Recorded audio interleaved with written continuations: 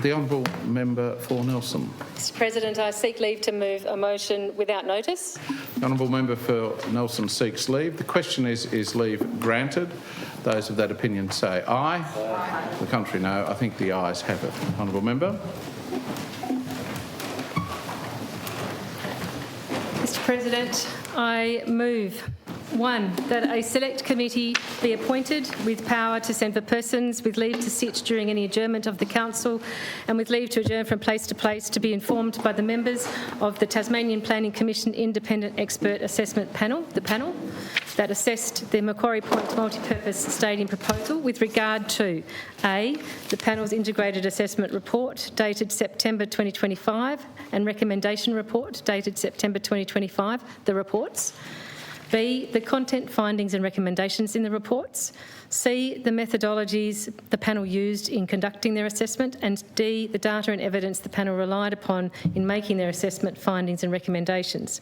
2, that the number of members of the committee be 11 and the quorum of the committee be 6. 3, and that Ms Armitage, Mr Edmonds, Ms Forrest, Mr Gaffney, Mr Harris, Mr Hiskett, Ms O'Connor, Ms Rattray, Ms Lovell, Ms Thomas and the mover be of the committee. 4, that the committee report by 2 December 2025. Mr President, I'll speak briefly on this motion in my name, which is to establish a select committee for the purpose of securing an appropriate mechanism by which to interact with the Tasmanian Planning Commission, TPC, independent expert panel regarding its Macquarie Point Multipurpose Stadium integrated assessment and final reports. This is a straightforward proposition, Mr President, although it does require some stepping outside our usual select committee approach. The context for this motion is the proposed Macquarie Point Stadium, the project of state significance assessment process occurring in relation to that, culminating in an upcoming vote in this place on the order expected to occur in the first week of December.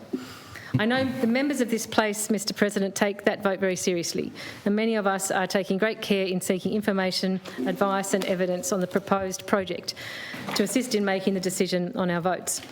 Naturally, a key document and key information includes the TPC panel's integrated assessment report, published in September as a culmination of the project of state significance process. In preparation for the December vote on the order, members of this place are constantly receiving solicited and unsolicited information and briefings. We are receiving numerous briefings from the government and project proponents, the Macquarie Point Development Corporation. Briefings from the government and a range of stakeholders are expected to continue throughout this month of November. And Mr President, in respect of the government briefings we have already received on the stadium project, a common theme that I have found less than appropriate is the regularity with which we are told what the TPC panel's integrated assessment report apparently says or doesn't say and how we should interpret it. Comments and assertions are regularly made by the government, in public, in the media and now in our briefings, beginning from the day on which that integrated assessment report was released, which characterised the content and the findings of the IAR. These comments and assertions have not been able to be tested or clarified with or responded to by the panel members. It occurred to me that MLCs would likely benefit from the opportunity to engage with the panel members, to put questions on the IAR, its content and findings, to clarify some of the comments and assertions being made about the work done and the recommendations made. Personally, I certainly felt I would benefit from that opportunity. So, Mr President, I contacted the TPC to ask whether such an opportunity could be made available, and if so, under what circumstances the panel members would be in a position to provide that opportunity.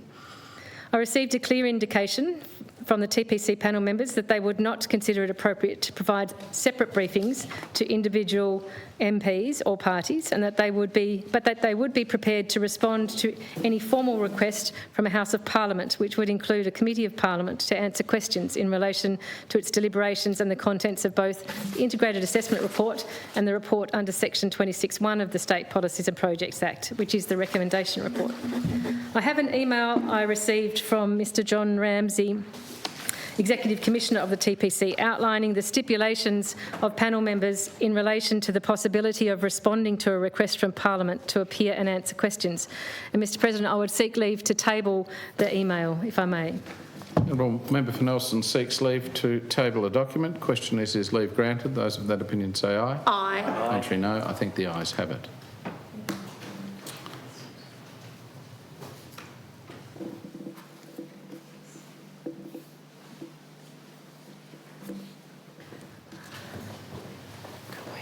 Thank you, Mr President. The email also makes clear that panel members, should they appear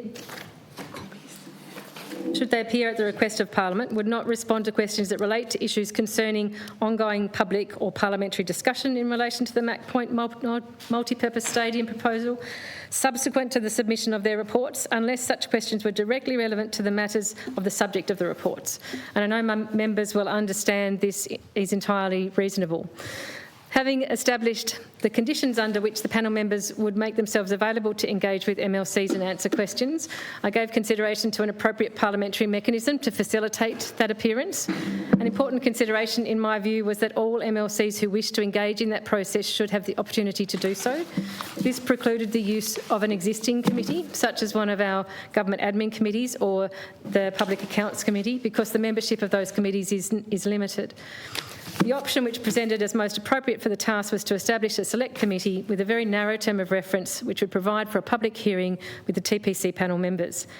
The unusual element of the select committee is that it varies from our usual standing orders which specify select committee memberships of 3 to 5 members.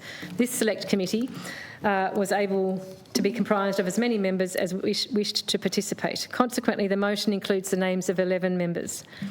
Such an approach is not unprecedented, and some members here will recall at least one other time such a committee has been formed in relatively recent times, with nearly all members on the committee.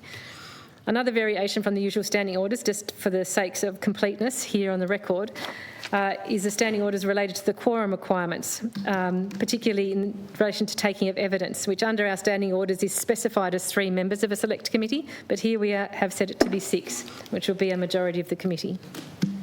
Mr President, if the Chamber supports the establishment of this select committee today, I anticipate, but don't preempt, that it could then have a first meeting quite promptly and determine a time later in the month for a public hearing to which the panel members can be formally requested to appear by way of a summons, which is what has been stipulated as the approach preferred by the panel in the email correspondence from Mr John Ramsey, which I've tabled. The motion provides that the 2nd of December be the date for reporting of the committee to the Chamber.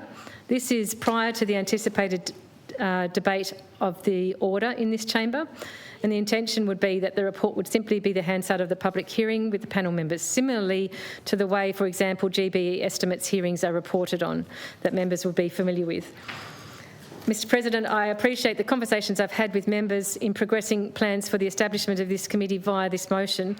I note that members have largely indicated an interest to participate in the committee if it is supported by the Chamber today. And so with that explanation of the motion, I commend the motion to the Chamber.